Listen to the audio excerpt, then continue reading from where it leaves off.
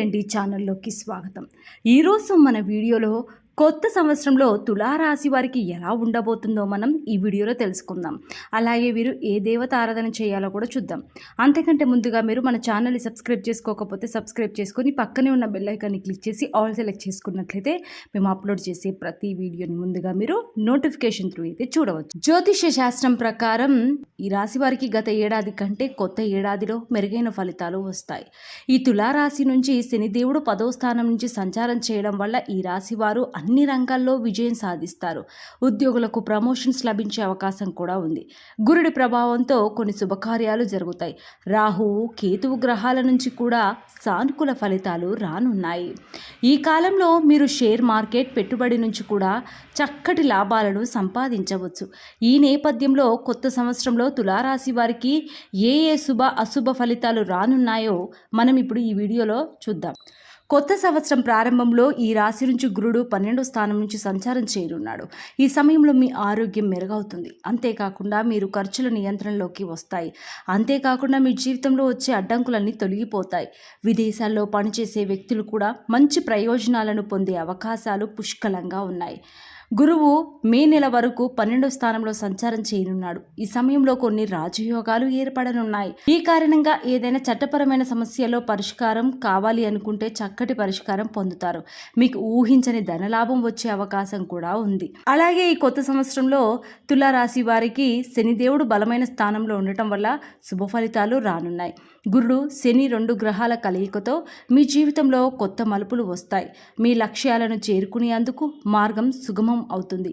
June 30 తర్వాత శనిదేవుని ప్రభావంతో శేషరాజయోగం ఏర్పడనుంది. ఈ ప్రభావం కారణంగా ఉద్యోగుల కార్యాలయంలో మంచి విజయాన్ని పొందే అవకాశం ఉంది. కొత్త కంపెనీలను కూడా మీరు ఏర్పాటు చేస్తారు. అలాగే తులారాశి నుంచి సూర్యుడు ఏప్రిల్ 14వ తేదీ వరకు 12వ స్థానంలో సంచారం చేయనున్నాడు. అదే సమయంలో సూర్యుడు గురువుతో కలిసి రాజయోగం ఏర్పరచనున్నారు. ఈ 2 గ్రహాల కలయిక వల్ల మీరు అద్భుతమైన ఫలితాలను పొందుతారు. ఈ సమయంలో మీరు వ్యాపారులకు మంచి లాభాలు వచ్చే అవకాశం ఉంది. ఈ కొత్త ఏడాదిలో ఈ తులారాశి రాహు 11వ స్థానంలో సంచారం చేయనున్నాడు. ఈ సమయంలో మీరు అత్యంత శక్తివంతంగా ఉంటారు. అంతేకాదు ఏడాది పొడవునా మంచి లాభాలను పొందుతారు. ఆర్థికంగా మంచి ప్రయోజనాలు కలగనున్నాయి. మీ సోదరులు స్నేహితులు అన్ని విషయాల్లో మద్దతుగా ఉంటారు. రాహు ప్రభావంతో రాజకీయాల్లో పనిచేసేవారు ఉన్నత స్థానాలను పొందే అవకాశం కూడా పుష్కలంగా ఉంది. అలాగే ఈ రాశి వారికి శుక్రుడు గురుడు ప్రభావం కారణంగా వైవాహిక జీవితంలో సంతోషంగా ఉంటారు. మే నెల తర్వాత గురువు సమస్త దృష్టి వివాహ స్థానంలో ఉంటుంది. 5వ దృష్టి ప్రేమ స్థానంలో ఉంటుంది. మీ ప్రేమ సంబంధంలో మధురంగా ఉంటుంది. అవివాహితులకు వివాహం జరిగే అవకాశం కూడా ఉంది. వివాహితులు భార్య నుంచి పూర్తిగా సహకారం మద్దతును పొందుతారు. ఈ కొత్త ఏడాదిలో కేతువు ఈ రాశి నుంచి 5వ స్థానం నుంచి సంచారం చేయనున్నాడు. కేతు ప్రభావంతో షేర్ మార్కెట్ లాటరీల నుంచి ఎక్కువ డబ్బును పొందే అవకాశం కూడా ఉంది. ఉన్నత విద్యను అభ్యసించే వారికి మంచి విజయాలు వస్తాయి. టెక్నాలజీ రంగంలో ఉండే వ్యక్తులు కొత్త ఆవిష్కరణలు చేస్తారు. పనిలో ఉండే వ్యక్తులు మంచి విజయాన్ని సాధిస్తారు.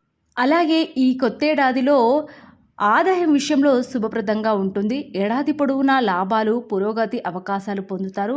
ఉద్యోగాలను మార్చుకుంటే మీరు మంచి ప్రయోజనాలను పొందుతారు. అలాగే ఈ కొత్త ఏడాదిలో ఆరోగ్యపరంగా శుభ ఫలితాలు వస్తాయి. గురుడి ప్రభావంతో కొంత ఇబ్బంది ఉండొచ్చు. కానీ ఈ సమయంలో మీరు క్రమం తప్పకుండా యోగా ధ్యానం వ్యాయామం చేయాలి. వీలైనంత ఎక్కువ సమయం గురు మంత్రాలను పఠించాలి. 10 మూకల రుద్రాక్ష ధరించడం వల్ల మీకు మేలు జరుగుతుంది. అంతేకాకుండా మీరు ప్రతి సోమవారం శివుడి ఆలయానికి వెళ్ళి దీపారాధన చేసి సాయంత్రం పూట శివుణ్ణి ధ్యానించడం వల్ల ఇంకా మీ జీవితంలో ఉన్న అశుభాలన్నీ తొలగిపోయి సుఖ సంతోషాలతో ఉంటారు. సో చూశారు కదండి, కొత్త ఏడాదిలో తులారాశి వారికి జరగబోయే విషయాలు ఏంటి, ఏ దేవతారాధన చేయాలో తెలుసుకున్నారు కదా. మరి ఈ వీడియో నచ్చితే లైక్ చేయండి. మరో చక్కటి వీడియోతో మళ్ళీ కలుసుకుందాం. నమస్కారం.